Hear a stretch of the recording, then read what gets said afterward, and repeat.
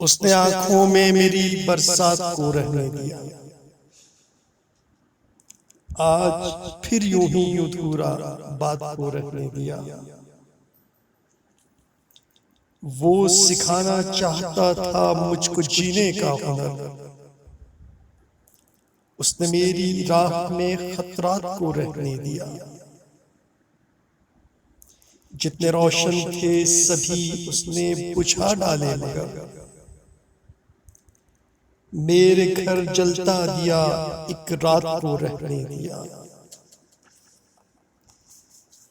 رب بتانا چاہتا ہے زندگی حرکت میں ہے، اس لیے حرکت میں کائنات کو رہنے دیا۔ کب بھلا آزاد بدلا حال ایسے شخص کا،